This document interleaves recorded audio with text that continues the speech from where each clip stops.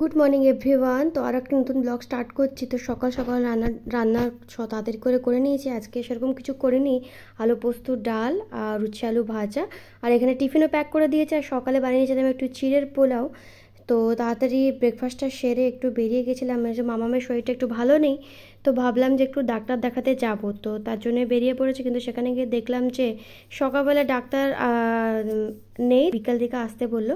তো বাড়ি চলে এসছে। এখানে বাড়ি এসে মামাম দেখো একটু খেলাধুলা করছে, ওকে একটু রস করে দিয়েছি। আর 2-3 দিন হলো কিছুই খাওয়া দাওয়া করছে না ঠিকঠাক করে, তো একটু মৌসম্বি রস করে দিয়েছি, তো সেটাই খাচ্ছিল। তারপর সেদিনকে যে মাখা সন্দেশটা বানিয়েছিলাম, তোমাদেরকে রিলসে শেয়ার করেছিলাম রেসিপিটা, তো সেটা আজকে আবার বানাচ্ছি। খেতে এতটাই টেস্টি হয়েছিল যে মনে হচ্ছিলো এটা বানিয়ে বারবার খাই। আর রেখেও দিয়েছিলাম, প্রায় 2-3 দিনের মতো ছিলই। তো দেখতে দেখো কি সুন্দর হয়েছে, আর খেতে কিন্তু দারুণ হয়েছিল। তারপর ফ্লিপকার্ট থেকে একটা পার্সেল এসেছিলো, এই টেবিল ক্লথ মানে ডাইনিং টেবিলের একটা কভার অর্ডার দিয়েছিলাম, তো সেটাই এখানে পেতে নিলাম। তো মোটামুটি ভালোই এসছে। তারপরে মামাকে স্নান টান করিয়ে দিয়েছি, ওইখানে একটু খেলাধুলা করছে, ওকে খাওয়া দাওয়া করিয়ে দিয়েছি। তারপরে আমিও দুপুরের লাঞ্চটা একটু সেরে দিলাম। দুপুরের লাঞ্চে সেরকম খুব একটা রান্না করিনি আজকে। আলু পোস্ত, ডাল, ভাত আর একটু মাছ ভাজা করেছিলাম, আর উচ্ছে আলু ভাজা ছিল। তারপরে বিকেলবেলা ঘুম থেকে উঠে মামামকে একটু দুধ দিয়েছিলাম, তো সেটাই খাচ্ছিল। আর ওর যে পুতুলটা আছে সেটাকেও দেখো খাইয়ে দিচ্ছে। তারপরে আমিও এখানে একটু টিভি দেখতে দেখতে চা খাচ্ছিলাম। আর শীত কিন্তু প্রচণ্ড পড়েছে। তারপরে তাড়াতাড়ি রেডি হয়ে মামামকে নিয়ে চলে গেছিলাম। তো আমি একাই গেছিলাম ওকে নিয়ে। তো এখানে খুবই ঘ্যান করছিল, তো এখানে ওষুধ দিয়ে দিয়েছে, তো ওষুধ নেওয়ার জন্য এখানে অপেক্ষা করছিলাম। তারপরে বাড়ি এসে ওকে একটু মাখানা করে দিলাম। তো মাখানাটা খেতে যদিও খুব একটু ভালোবাসে, তো মাখানায় বসে বসে একটু খাচ্ছিল। তারপরে এদিকে ফ্রিজে একটু চিকেন ছিল, তো ভাবলাম যে সেটা দিয়ে কী করা যায়, অল্প করে একটু বিরিয়ানি করে নিই, ঝটপট হয়েও যাবে। আর ঠান্ডাতে এমনিতেও না রান্না করতে একদমই ইচ্ছা করছে না। তো বিরিয়ানিটা খুব মানে তাড়াতাড়ি করে বানিয়ে নিচ্ছিলাম, অতটা ঝামেলা ছিল না।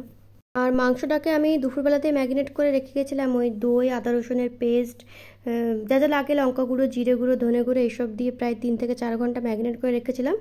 তারপরে এখানে বেরেস্তার জন্য একটু পেঁয়াজ কাটছিলাম।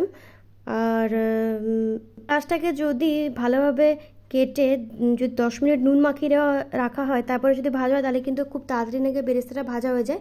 তো আমাকে এটা একজন বলেছিল, তো আমি সেই থেকে এভাবেই করি। তো সত্যি কিন্তু খুব তাড়াতাড়ি পেঁয়াজটা কিন্তু ভাজা হয়ে যায়।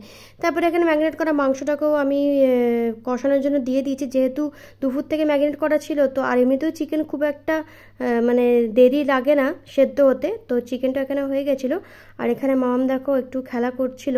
আর এরই ফাঁকে খুব খিদে পেয়ে গেছিলো, তো বর মোমো নিয়ে এসেছিলো, তো সেটাই এখানে রান্না করতে করতে খাচ্ছিলাম।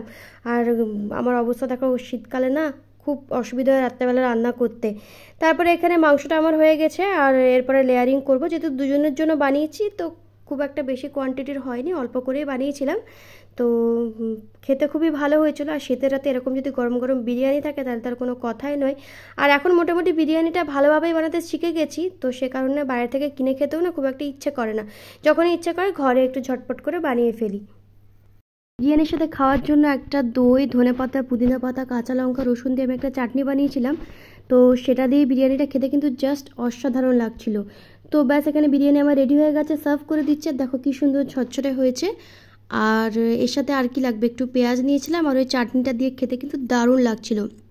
তো রাতের ডিনারটা তো জাস্ট জমে গেছে। তো ব্লগটা কেমন লাগলো অবশ্যই জানো, যদি ভালো লাগলে ফলো করে দিও। দেখা হচ্ছে কালকে আবার নতুন একটা ব্লগে। তখন সবাই ভালো থেকো, সুস্থ থেকো, টাটা।